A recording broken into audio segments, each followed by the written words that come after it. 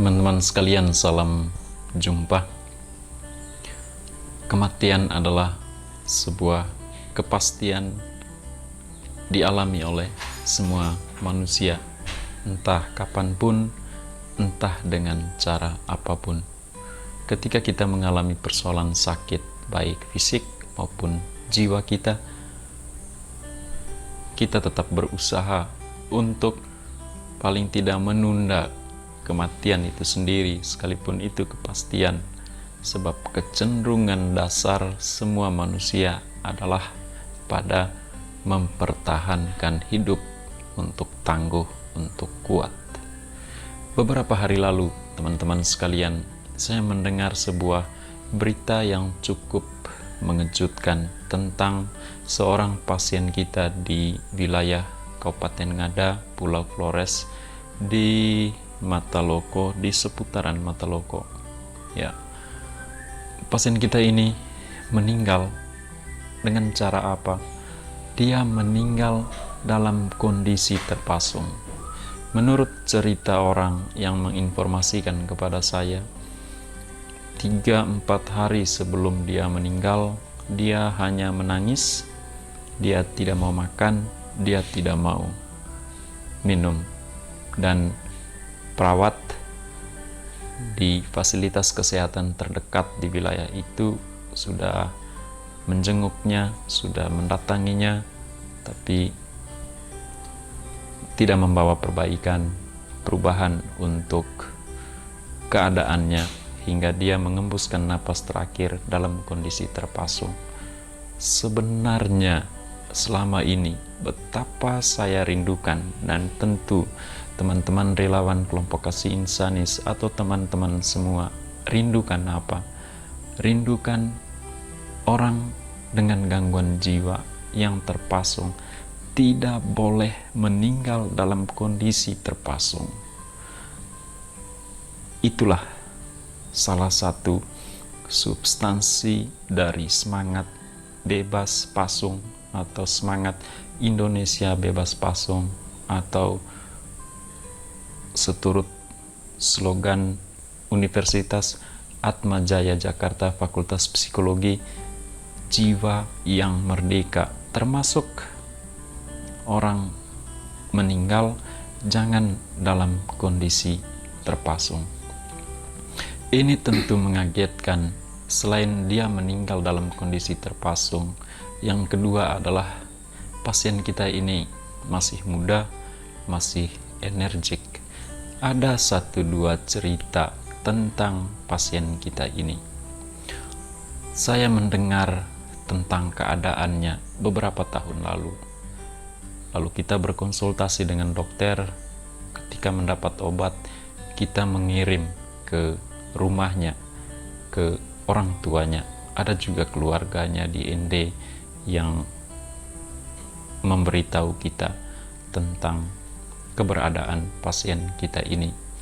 Dalam perjalanan, keadaannya sangat bagus, bahkan bisa berkontak via telepon dengan saya. Omongannya bagus, isi omongannya bagus, harapan, keinginan untuk masa depannya juga bagus.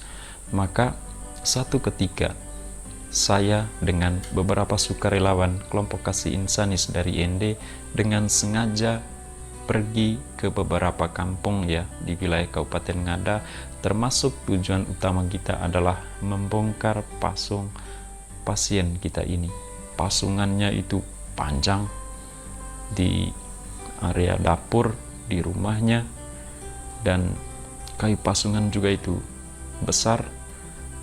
Badan pasien ini kita juga besar, kuat, energik. Ketika tiba di rumah saat itu untuk tujuan pembongkaran pasung, dia memang sehat, persis seperti dalam omongan ketika bicara via telepon. Maka kita bongkar pasungnya, dan keadaannya dalam perjalanan itu bagus. Dia membantu orang tuanya ke kebun, dia bergaul dengan sesama temannya, tetangga di kampung, Tetapi satu ketika dia pergi ke Bajawa. Bajawa itu adalah ibu kota Kabupaten Ngada. Di sana dia bergabung dengan teman-temannya dan minum alkohol. Dia mabuk sekaligus kambuh kondisi kesehatan jiwanya. Sekalipun kita sudah beri edukasi kesehatan jiwa sebelumnya bahwa seorang penderita gangguan jiwa tidak boleh minum alkohol. Ini diabaikan olehnya, lalu dia kambuh. Mulai saat itu dia dipasung lagi. Dan ketika kondisi kesehatannya yang tadi setelah dipasung itu membantu keluarganya sangat bagus, sekalipun pada awal kita beritahu kepada keluarga untuk terus mengonsumsi obat, dan ketika habis mesti hubungi kita supaya kita konsultasikan dengan dokter, tapi konsumsi obatnya stop. Karena apa? Keluarga menganggap bahwa ini sudah baik, ini kita punya anggota keluarga, ini akan baik terus ini. Padahal kita sudah berikan edukasi seperti yang saya bilang tadi, bahwa obat itu tetap dikonsumsi. Yang menghentikan konsumsi obat adalah hanya dokter. Dan kita mesti menyadari, kita ini hanya relawan, dia pasien, dia keluarga pasien, kita bukan dokter. Sehat atau baik keadaannya itu mestinya selalu dikonsultasikan dengan dokter. Mungkin perlahan-lahan obatnya dikurangi dosisnya dan lain-lain. Oke, kembali ke pasien ini tadi, dia dipasung lagi. Dan setelah dipasung, itu juga tidak diinformasikan ke kita. Lalu bagaimana kita bisa memberikan solusi lagi untuk keadaannya? Tapi pada titik tertentu dalam perjalanan waktu, orang memberitahu kita bahwa dia dipasung lagi. Maka kita kirim obat lagi, dan kita berpesan lagi untuk tetap rutin minum obat, informasikan apabila obatnya sudah habis.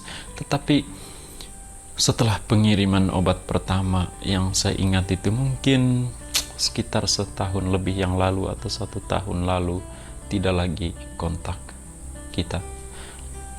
Teman-teman mungkin terkesan bahwa saya mempersalahkan keluarga. Bukan itu maksud saya, tetapi ini sekedar edukasi bagaimana dinamika kerja kerelawanan kita, bagaimana dinamika relasi kita sebagai relawan dengan pasien atau dengan keluarga pasien. Ketika dia sekarang mengembuskan napas terakhir, itu pun tidak ada informasi pada kita. Sebelum dia meninggal, sekitar 3 hari 3 malam sebelumnya, dia menangis terus. Dia tidak makan dan tidak minum. Seandainya keadaan itu diberikan, diinformasikan kepada kita, mungkin kita beri 1-2 pertimbangan, beri 1-2 solusi jalan keluar untuk mengatasi soal yang ini. Tetapi informasi itu kita tidak dengarkan pada waktunya. Kita dengar setelah dia meninggal dalam pasungan. Teman-teman sekalian, kita memang ya mungkin ideal, tapi merindukan, menginginkan pasien yang sudah bebas dari pasung tidak dipasung lagi. Kedua, kita merindukan edukasi yang sudah kita berikan baik kepada pasien juga kepada keluarga itu diingat dengan baik dan dijalankan sebagaimana mestinya. Terus terang, jujur, saya sendiri selama ini yang saya lakukan adalah kita lebih fokus pada pasien-pasien atau data-data yang baru, soal kontak dinamika kontak antara relawan dengan keluarga pasien. Kenapa? Karena kita baru kenal. Kita mesti lebih banyak saling mengenal keadaan keluarga, juga keadaan kerja kita. Karena kita memiliki tugas utama. Ini tugas sosial, kemanusiaan, kerelawanan. Maka untuk pasien-pasien baru, kita merajut sekian supaya hubungan itu bisa terjaga dengan baik, saling mengenal. Lalu untuk pasien-pasien yang sebelumnya, yang kita harapkan adalah keluarga yang memberitahu kita tentang perbaikan kesehatan, tentang keadaan anggota keluarga mereka yang sakit. Ya, mungkin ini juga salah yang membuat saya tidak mencari informasi khusus tentang keadaan pasien ini. Karena itu saya mewakili para relawan di Kabupaten ND, atau khususnya para relawan yang pernah berkunjung dan membebaskan pasong dari pasien yang sudah pergi untuk selamanya ini, dan juga para relawan di Kabupaten Ngada. Kami meminta maaf untuk kesalahan dan kekurangan kami, kekurangan kerja sosial kami, dan tentu kami juga berduka seperti keluarga yang merasa kehilangan atas kepergian anggota mereka, anak mereka. Kami juga berduka merasa kehilangan atas kepergian saudara kita ini, saudara yang kuat, energik, rajin, dan masih punya masa depan yang panjang sebab usianya baru 30-an tahun. Sekian teman-teman sekalian, dan jika informasi ini berguna untuk kita, silakan subscribe, like, dan share. Salam sehat jiwa teman-teman, dan salam belum kalah. Terima kasih.